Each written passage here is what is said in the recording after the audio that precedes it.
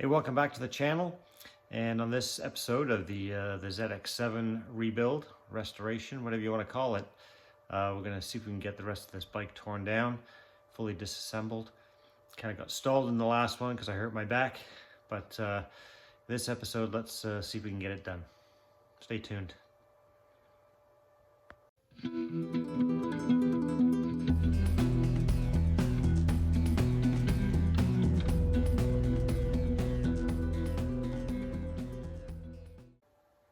So I guess before we get into this episode of the ZX7 restoration, I did want to just take a quick moment to say thanks to everybody for subscribing.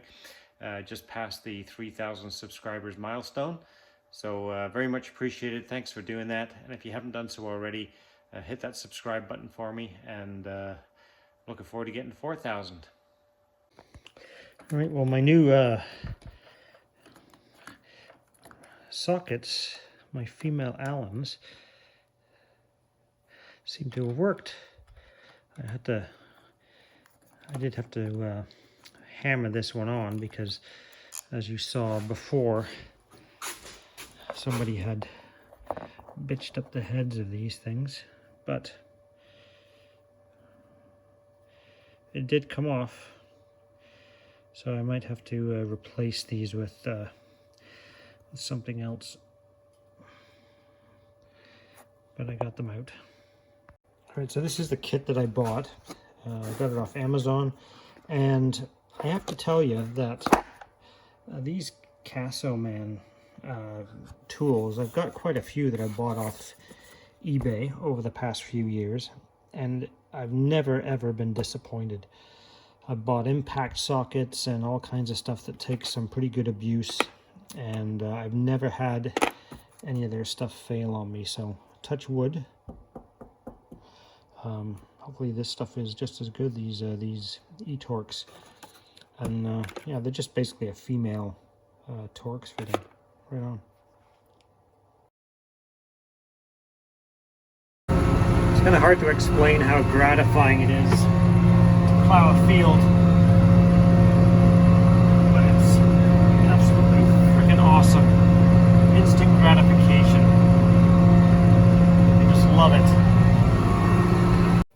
So all I've actually done on this project in the last 2 days is finish unhooking the all the wiring, labeling it all, pulling out the wiring harness, and then I've just started kind of going around and loosening off bits and pieces. Engine mounts are loosened, triple clamps, fork caps, all that kind of stuff. Stuff that if you're reefing on it when the bike is off its wheels, it would become a problem. So there's certain things I like to do before the wheels come off. So yeah, haven't done much in the last, probably the last 3 or 4 days, to be honest. And it's been one of those things, I've been busy doing other things, or I haven't been in the mood to do anything. So for me, if I'm not in the mood, I just stay away, right? Because that's when you either rush things, or you do kind of a half-assed job, or you make mistakes, or you've got to be mentally in the zone, I find, for me personally. So if I'm not into it, if I'm not excited about swinging a wrench, I just stay away. It's just that way everything just works out better in the end. All right, good. Just loosen up the swing arm bolts and whatnot.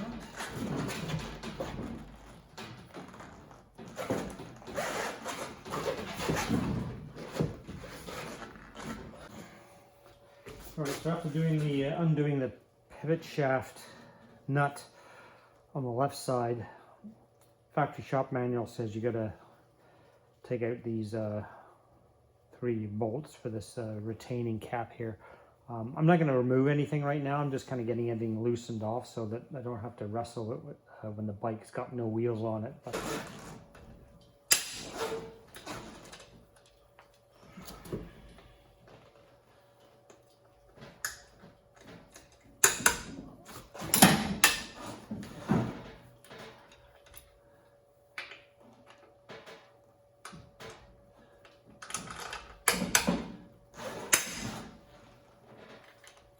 so one reason I like using a large breaker bar is you can just get a much faster crack to loosen up bolts and whatnot. Anything that could be stubborn. I find if you start using a regular ratchet, these things are just too prone to getting rounded out and stripped. Whereas if you use something that's kind of long, you can get a much quicker snap to it, and generally they'll break free.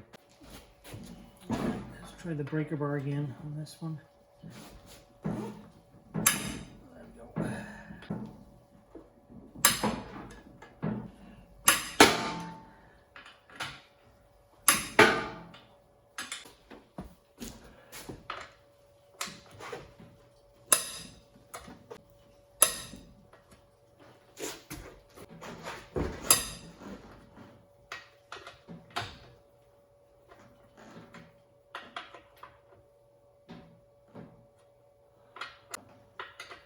Well, it seems like we've got one here that is stripped on this side. It wasn't tight, so I was kind of suspicious there. And I wouldn't tighten up, so that's going to mean I'm going to have to helicoil that. All right, so it's time for me to bitch and complain again. So this bolt is stripped, completely freaking stripped out.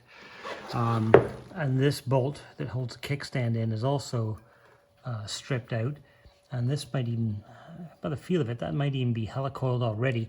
But either way, that's, you know, I don't know if you can tell there, but yeah, that's got a helicoil in it. So it's either the helicoil is spinning or something's going on there, but that was stripped out. I'm gonna have to deal with that, for fuck's sakes. Yeah. So I'm just working my way around, just loosening off all the frame bolts. And this one, I went to loosen it, and it wasn't even tight. So right away, I just knew. I went to tighten it up, and it's just spinning. Son of a, like, what is wrong with people? Why do people have to use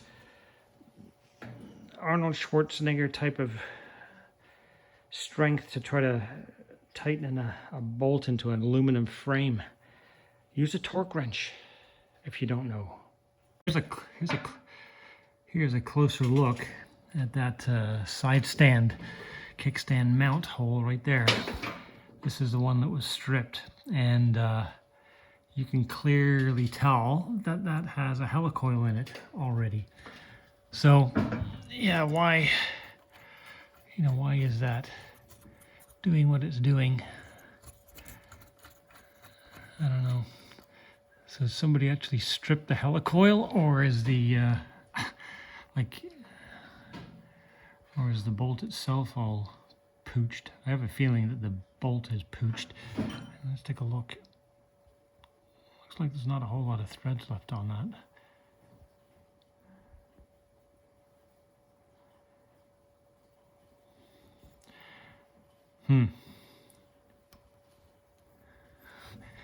Well, I guess we'll be,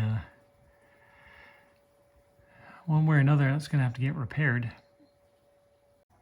All right, so in order to order the right size helicoil, so this is an M10 bolt, but aside from the being a 10 millimeter and M10, you need to know the thread pitch. So in order to, so it's either an M10 by a pitch of 1, a pitch of 1.25, or 1.5. So this is actually, see there on the gauge, this is a 1.25. And you can tell if you put the, it's kind of hard to do this and film it at the same time, but if you put the thread gauge on there, you'll see that the threads fit really neatly and perfectly into the grooves of that gauge. So that's how you know it's a 1.25 pitch. So I'm going to check the other bolt that came out of the side stand and see what it is, because it's probably the same pitch, but I'll see if there's enough threads left on this thing. Look at the state of that. This is what happens when cavemen work on motorcycles, guys and gals. So here's another kit that's super useful if you're going to be doing this kind of thing. Tap and die set. You can get these things online, and they're not super expensive. You can get some pretty reasonably priced ones, but inevitably when you get into this hobby, you're going to find stuff that's just been, butchered, or even if you need to fabricate something, you can, it's nice to be able to drill and tap something to take a bolt. Or if you have to helicoil something, I mean, sometimes the helicoil kits, oftentimes they will come with the appropriate size taps. But, cleaning out threads in engine cases and, kind of chasing threads and that kind of thing, maybe restoring bolt threads to some degree, you can kind of clean them up, oftentimes running them through a die. So these things are super handy to have. So I've just put the lift underneath the engine, just kind of got it shimmed up under the bottom here for now. It's not really touching anything except the bottom of the pan. There's a bit of a space in between there for the drain plug. So the idea now is I'm just going to start disassembling the rear end. I'll take the rear wheel off, and then the rear shock and the swing arm, that'll come off. And then that should allow me to then kind of jack this up a little bit higher. What I'll do is then I'll strap the back of the frame down, and then I'll lift up the front end and get all of this stuff off the front. And because I'm jacking it up on the engine, that'll allow me to take the front frame, the front frame tubes off, and then I'll take the main frame off the engine, and then I'll just be left with the engine there. So that's the plan. That's what I did last time, so that's what I'm going to do this time.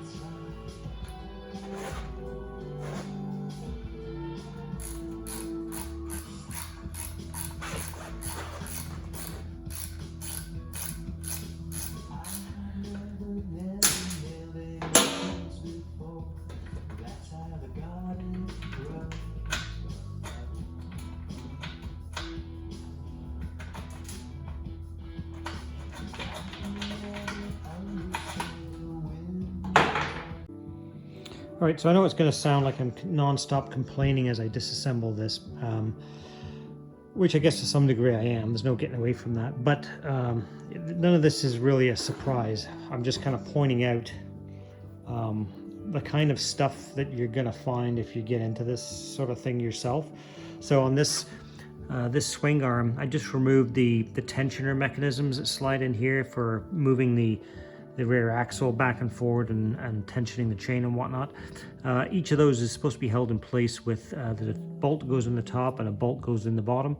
So out of the 4 bolts, there was 1. So again, how you lose 3 out of 4, I don't know. But anyway, it's not like the axle was going to fall out. It's not going to go anywhere.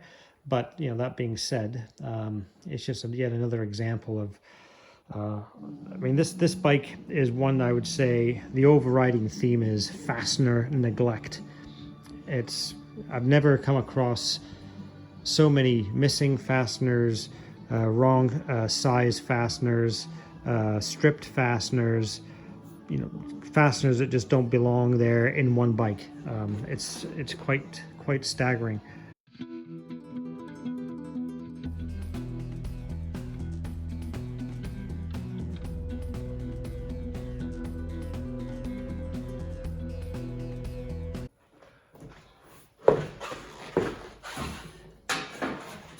Got a long punch here. Start knocking the swing arm bolt through. I've taken the 3 Allen bolts out of the other side and the nuts off this side. So.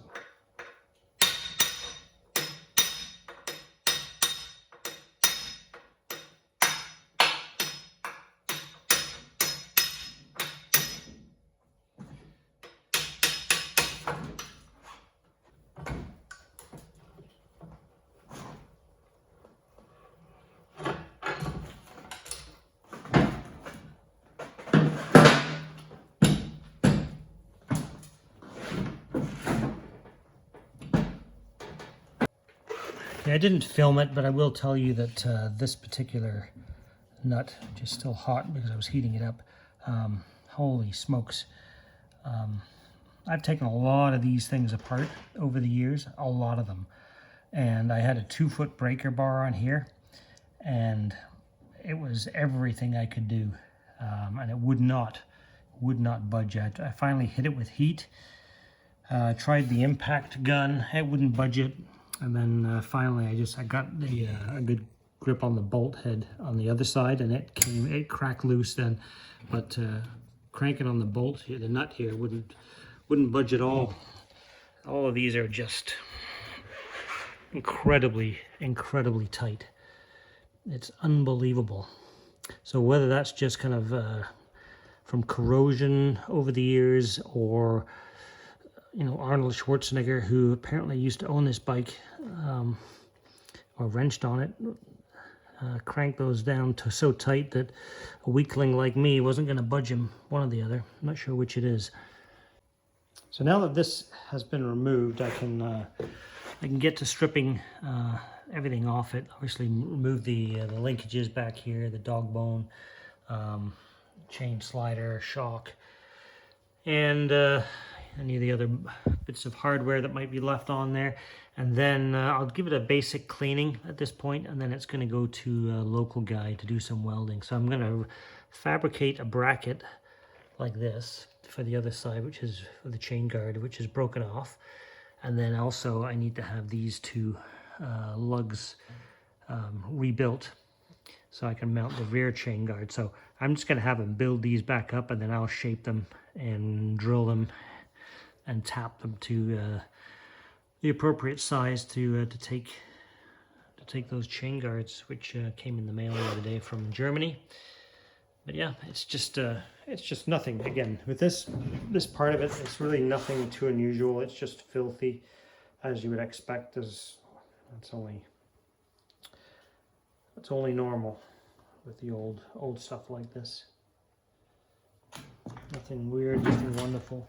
You know, aside from the usually, you know, missing bolts, over torque stuff, that kind of thing. But some more stuff arrived for the ZX7. These are Pirelli Diablo Rosso 2s. And then I got a new choke cable, some bolts for the, what do you call it, the rear subframe. And yeah, in here there's all kinds of stuff. Lots of stuff arriving. There's only a couple of small items left, I think. The decals arrived today, so I've got all of that. And I'm not doing the traditional decal kit, and I say that because you'll see here, this is what arrived today, which is really just the small stuff. On the 89, on the tail section, on the 89, the whole tail section is actually painted blue, and then the white here is actually a decal. Whereas on the 1990, it's the other way around. This is painted white, and then this is a blue decal over top. So I don't want to be putting giant decals on here because it's a pain in the neck. And the mismatch in the color is going to be too prevalent, given that it's a pearl. So what I've elected to do is I'm going to paint all three of these stripes. So it'll be white, blue paint. This I have the decal for, and then normally the ZX7 here would be part and parcel of this decal, but instead I purchased the ZX7 decal off the 1990s, so it's just kind of a standalone decal that's in there. So the other thing I did was, the last time when I did the 90, these decals, the big long white ones with the Kawasaki, were a huge pain in the backside to put on. I had to have a pro come in and do that. So this time, these are all going to be painted on. I'll make a stencil, template, whatever you want to call it. So those will get painted on, and then I've got a standalone set of Kawasaki letters, which I had made up, and they're all right here.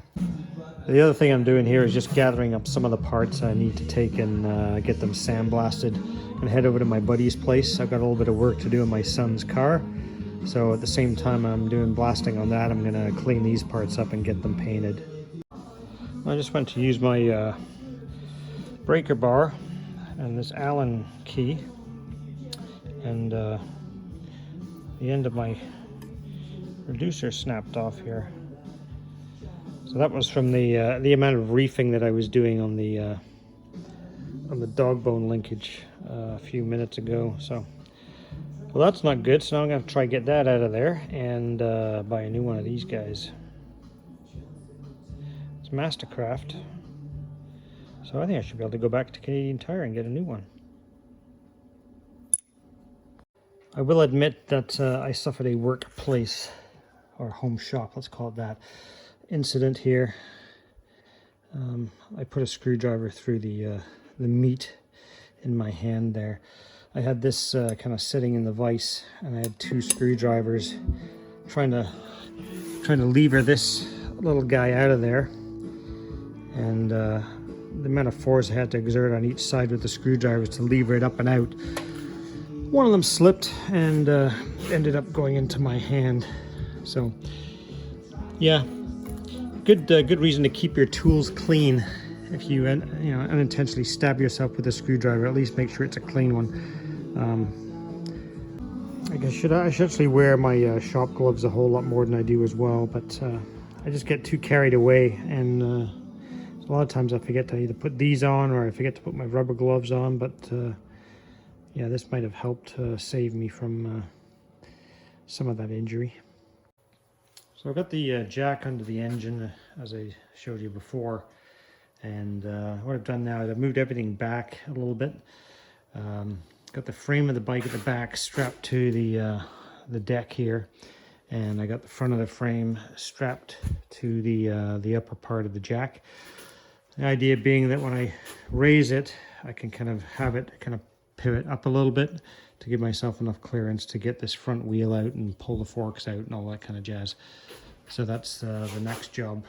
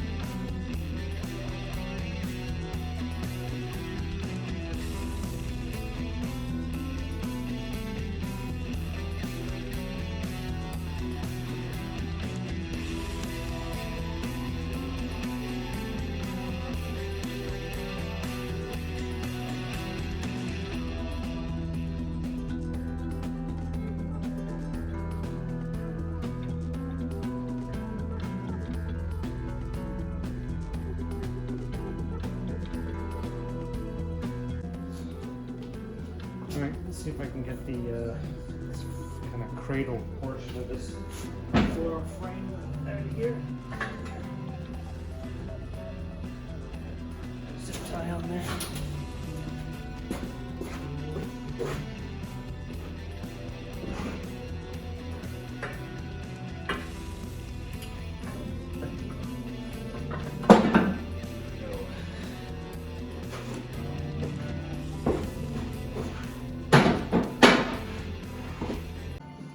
All right, so I think before I start taking any more bolts out of this, I think a couple of things I need to do. I still got to pull this brace off, this brake brace off the back, and then I think I'm going to restrap this so that these ratchet straps are holding the engine, not holding the frame, because obviously if they're holding the frame, things are going to go poorly once I start trying to pull bolts out. So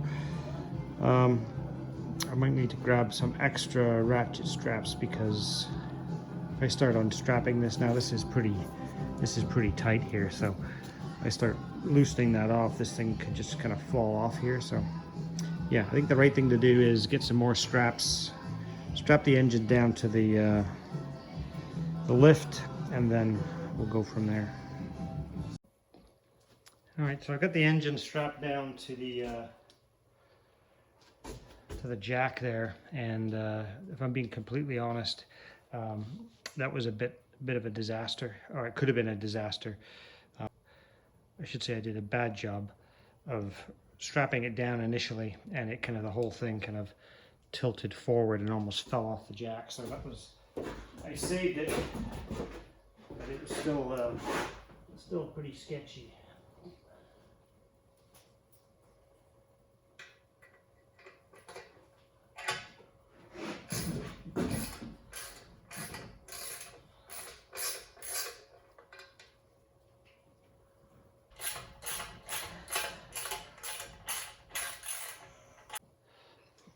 Alright, so I think I'm going to take the top one out first.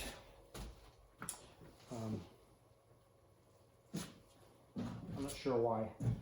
I think if I take the top one out, it's just going to be easier to deal with. I just have a feeling this thing is going to pivot if I take the bottom one out. So it's just a long punch.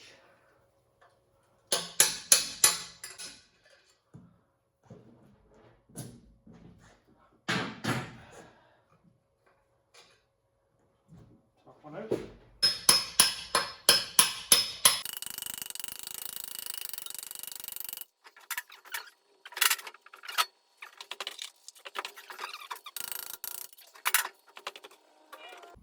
Alright, so the engine mounts, all those bolts are out, so let's see if I can pull this frame off the engine.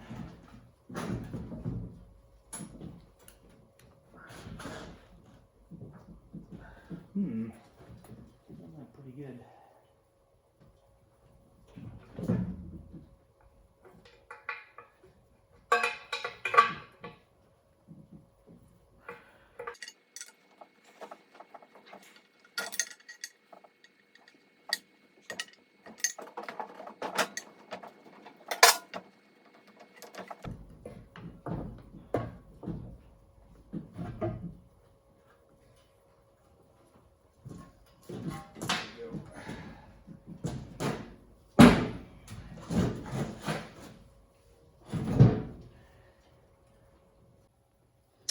Alright, so there we are. The engine's kind of cockeyed to one side, but the oil pan is not level, so it's a bit difficult to keep it perfectly upright. The reason that frame is so hard to lever off is right in here. You can see that there's these are adjustable spacers on this. There's 3 of them, and that kind of provides for a nice snug fit. I'm pretty sure that you can put an Allen key of some sort in there, and you can make adjustments to those when you take it off or put it back on. But yeah, I didn't, wasn't sure what the size was. It was hard to see in there, and I figured I could just pry it off and it would be fine, and it was. So those will have to come out anyway for the thing to be painted. But so now I think that's going to wrap up for this video. The next stage of this job, this project, is going to be to start stripping all of this stuff completely. So all the bracketry and whatnot has to come off this main frame section. These adjustable frame bushes, I guess they are, of some sort, need to come off. Like all that kind of thing. All of the brake discs are going to come off the wheels. Shocks and linkages have to come off the swing arm, and whatnot. And then we can get into the actual process of doing some proper refinishing. The engine's going to get completely degreased, cleaned, painted and whatnot. The cam cover is going to come off. Probably end up checking, well, for sure we end up checking the valve clearances. We'll polish up the cam cover, that kind of thing. And wheels will go in to get the tires removed. So the idea being that once everything is cleaned, which you'll see in upcoming videos, meaning anything that's aluminum, the frame, the wheels, that'll all get completely cleaned off. It'll get sanded, and then that's all going to go into the paint booth at the same time for epoxy primer. Again, epoxy coating on everything. Likely what I will do is I will epoxy the frame and paint the frame and the swing arm all at the same time. And the wheels will just get epoxied, and then I'll just scuff them up before I paint them, because with epoxy, I think you've got about 24 hours where you don't have to scuff it after you paint it.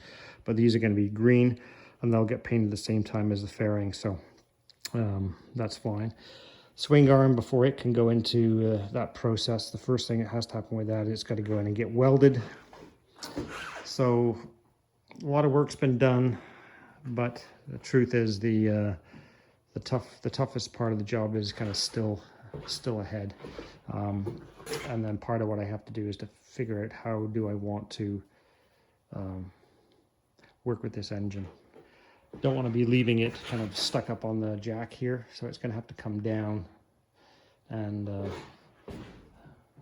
somewhere stable, because it's a little too precarious. It's fine for now. It's not going to go anywhere. It's strapped down at the front, kind of cross-strapped and whatnot. It's not going anywhere. Famous last words. But you can't clean it with all the straps and everything on it. You can't get the valve cover off the way that it is. So that's going to have to be kind of lifted down, and I'll have to do another stand of wood of some sort to get it where I want it. And then I'll have to make the decision, I think, on whether it's going to be easier or not to do the valve clearance check with that back in the bike or not. I have to make that call. Depends how easy it is to maybe it's I'm blabbering here, but you know what I'm saying. I just need to make sure that it's stable enough that if I start cranking on the end of that crankshaft to turn everything over, that I'm not going to cause it to fall over. But we'll figure that out along the way. And yeah, so that's it. Lots of pieces, that's for sure.